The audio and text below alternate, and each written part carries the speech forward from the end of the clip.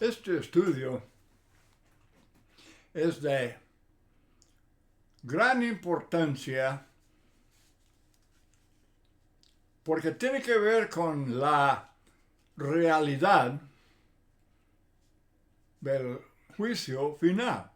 Obviamente hay millones que no hacen caso a esto. No creen que va a haber un juicio y no creen que va a haber un castigo, que cuando muchos dicen que el hombre malo va a ser aniquilado. Y vamos estudiando la realidad del juicio final en aquel día. Expresión que se repite muchas veces, aquel día. Y aquel día puede ser hoy mismo.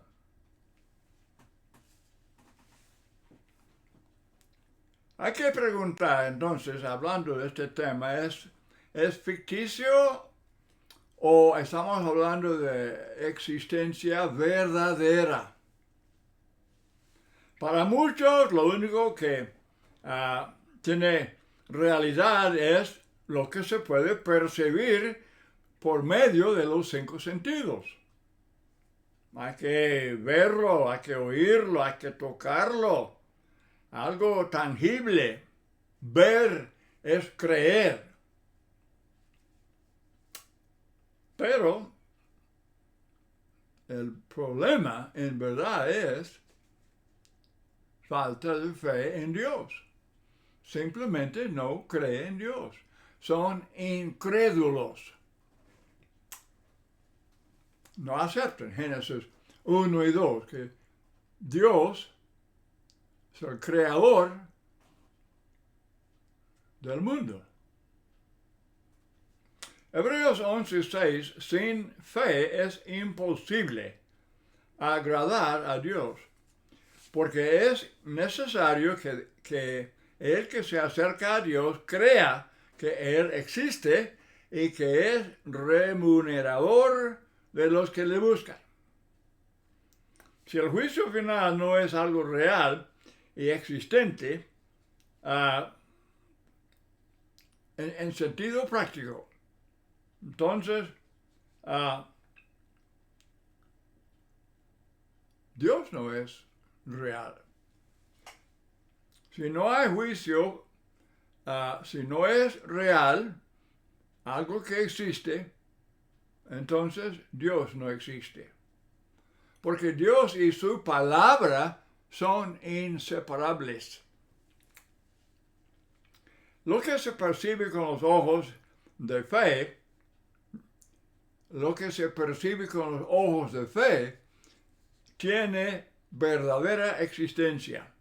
Hebreos 11:27, por la fe Moisés dejó a Egipto, no temiendo a la ira del rey, porque se sostuvo como viendo al invisible. Viendo al invisible. Por la fe Moisés vio al invisible Dios, y para nosotros Dios es hecho perfectamente visible en la persona de Jesucristo. Juan 14:9, el que me ha visto a mí, ha visto al Padre. Y también Romanos capítulo 1 explica que Dios se hace visible, su poder, su deidad, por las cosas hechas. Por tanto, no debe ser nada difícil creer en la realidad del juicio final, en la vida eterna, en el hogar celestial y también en el castigo eterno, en el infierno de fuego. Porque Cristo, el visible Dios, habla con toda claridad en su palabra de esos eventos. No estamos hablando de algo ficticio, sino de la realidad, lo que existe, de lo que tenga verdadera existencia. El sol no tiene más realidad o existencia que el juicio final. El hogar celestial, el infierno. Según a los Corintios 4:18, no mirando nosotros las cosas que se ven, sino las que no se ven, pues las cosas que se ven son temporales, terrenales, pero las que no se ven son eternas. El juicio final está determinado, inevitable, y puede suceder cualquier momento. Pablo dice esto en la primera carta a la iglesia de Tesalónica, capítulo 5, 2 y 3, porque vosotros sabéis perfectamente que el día del Señor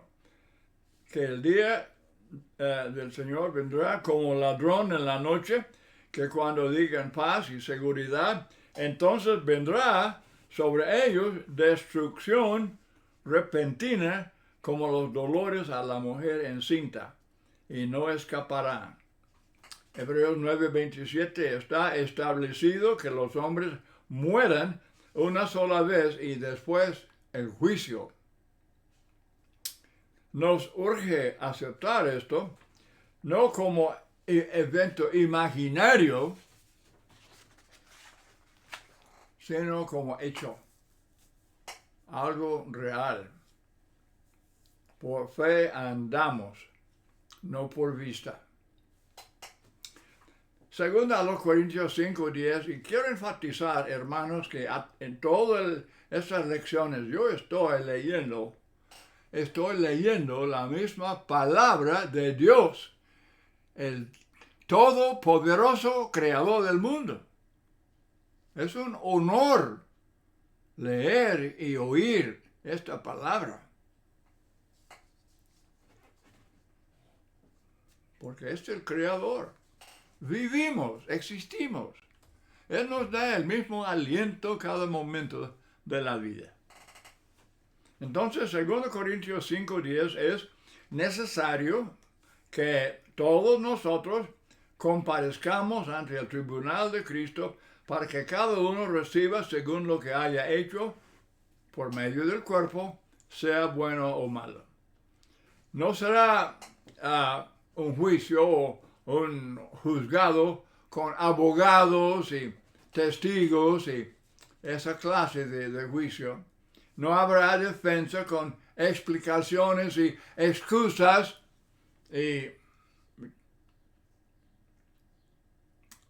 pero será para sentenciar, proclamar salvos o perdidos, sentenciar al cielo o al infierno. Luego vamos leyendo muchos textos que dicen aquel día. Ese es el tema, la realidad del juicio aquel día.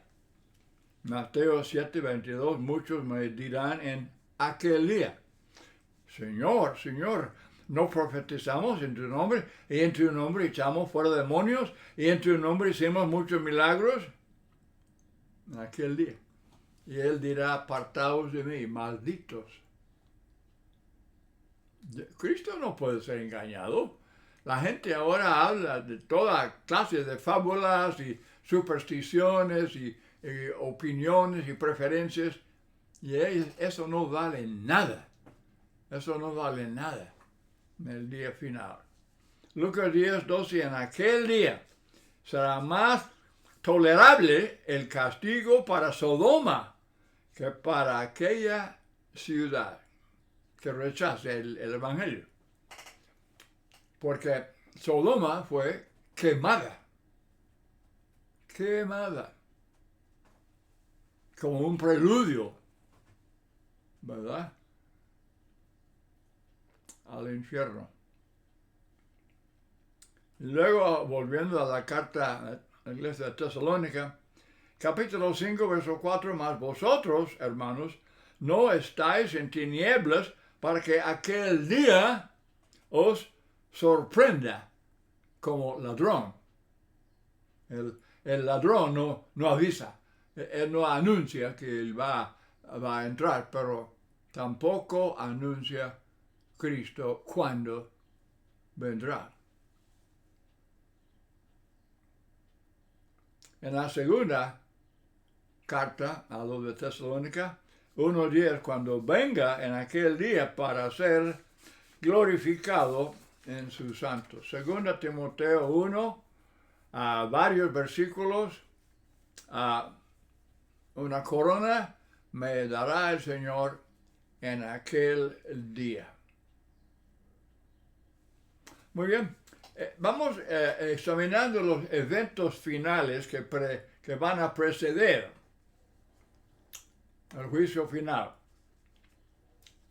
En primer lugar, la venida, la segunda venida de Cristo.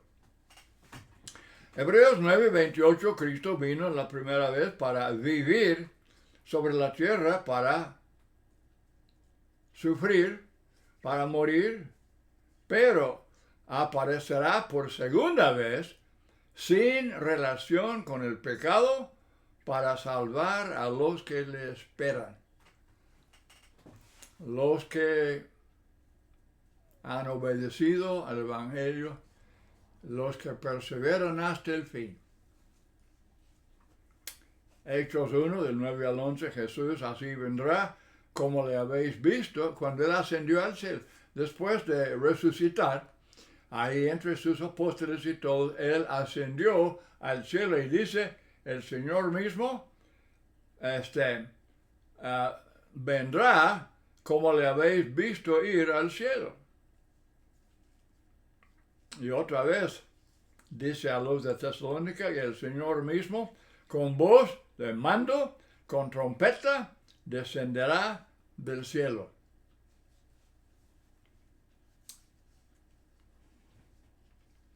Y Pablo agrega en este texto, en la segunda carta a los de Tesalónica, capítulo 1, del 7 al 9, cuando se manifieste en llama de fuego, para dar retribución a los que no obedecieron al Evangelio. Obedecer al Evangelio, hermanos y amigos, repetimos.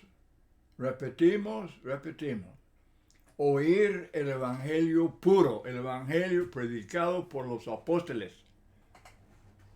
Creer de todo corazón en Dios, en Cristo. Creer que Cristo es Emmanuel, Dios y hombre, Dios con nosotros. Creer, Él es llamado Hijo de Dios porque es igual a Dios. Juan 5:18. Y luego arrepentirse. Eso es morir al mundo. Eso es alejarse del mundo. Ser crucificado con Cristo. Muerto. Y luego sepultado en el bautismo. El bautismo es inmersión. Es ser sumergido. Y está hablando de ser sumergido en agua en el nombre del Padre, del Hijo, del Espíritu Santo, para perdón de pecados. Dice Pablo que cuando Cristo venga, entonces dará la retribución, venganza, castigo a los que no han obedecido al Evangelio.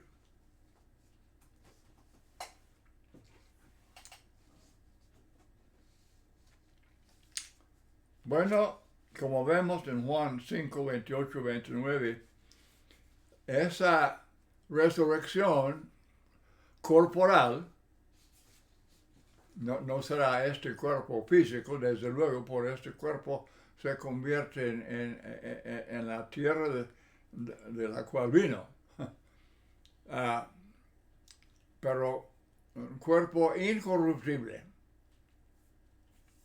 cuerpo inmortal, y será de todos. Todos.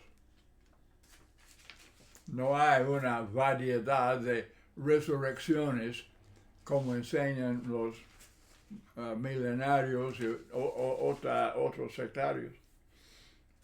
Y luego los vivos ¿Qué habrá de ellos? La transformación. Pablo habla de esto. Transformados, arrebatados para estar con los resucitados, con Cristo, para siempre. Pensamiento tan, pero tan alentador. ¿Y la tierra qué? Será quemada. Muchos religiosos niegan esto. Ellos tienen teorías abundantes, teorías de cómo va a haber una tierra convertida, renovada, y será otro paraíso. Pura fábula del diablo. Segunda de Pedro 3, 10 y 11. La tierra será quemada. Quemada. Será el fin de la tierra cuando Cristo venga. Ya habrá cumplido todo su propósito. Otros nombres de aquel día, escribiendo a la iglesia de Tesalónica, el día del Señor, el día de Cristo, es aquel día. El día del Señor o el día de Cristo. Romanos 2, 16, el día en que Dios juzgará los secretos de los hombres. Romanos 2, 5, el día de la ira y de la revelación del justo juicio de Dios.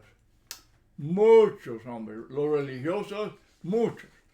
Desde luego, si no creen en Dios, no creen que es Dios justo. Pero Dios es justo. Como Él bendice de una manera abundante, de una manera riquísima.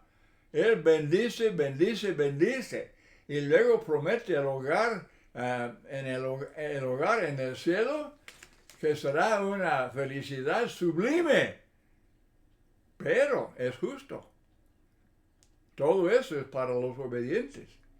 Y los desobedientes también habrá severidad de castigo, como la bendición es superlativa.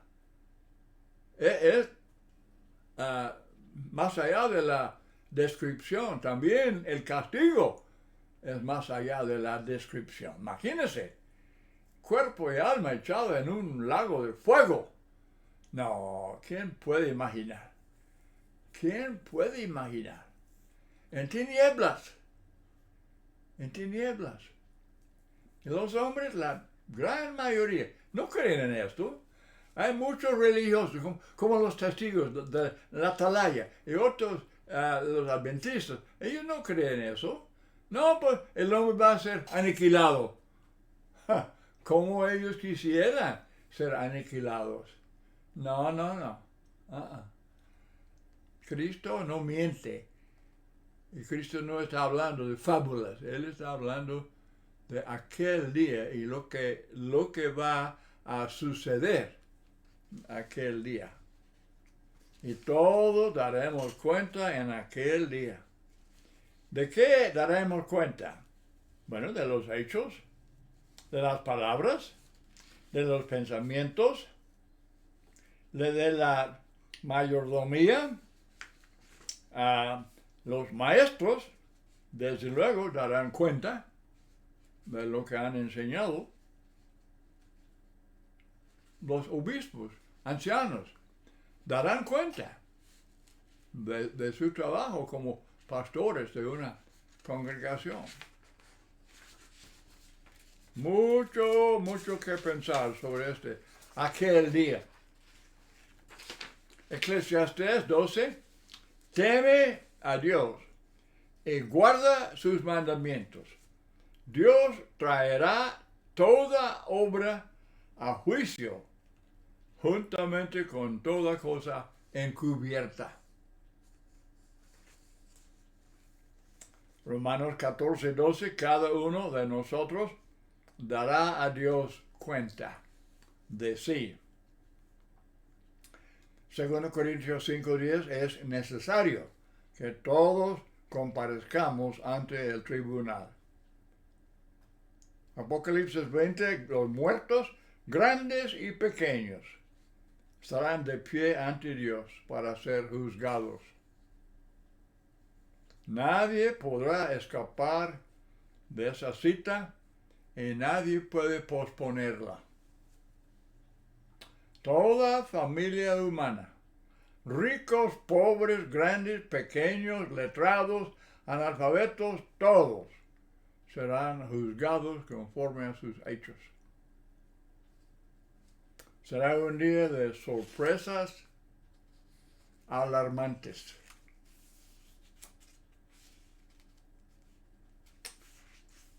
Todos los incrédulos, los modernistas, humanistas, se sorprenderán de que el juicio final sea una realidad, o un evento que en verdad tenga existencia. Van a reconocer demasiado tarde que el juicio final no es evento ficticio. Hechos 24-25, al disertar Pablo acerca de la justicia, del dominio propio y del juicio venidero. Hermanos, esta es la palabra de Dios. Yo estoy leyendo texto tras texto tras texto. La palabra de Dios. Y los hombres que rechacen esta palabra de Dios es pura insensatez. Es lo que Jesús dice en Mateo 7. Al terminar el sermón del monte. Dice es insensatez. Son necios. Son como hombres que no están en su juicio cabal. No están usando la inteligencia que Dios les da.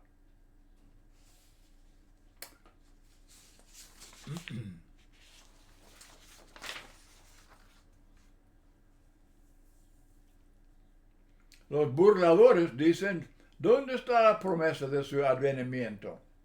Estos ignoran voluntariamente el diluvio y muchos otros ejemplos del juicio divino a través de los siglos.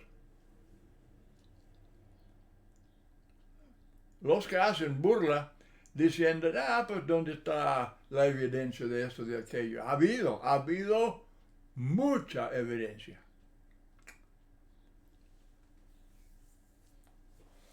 La mayoría de la gente se sorprenderá del tiempo del juicio. Del tiempo.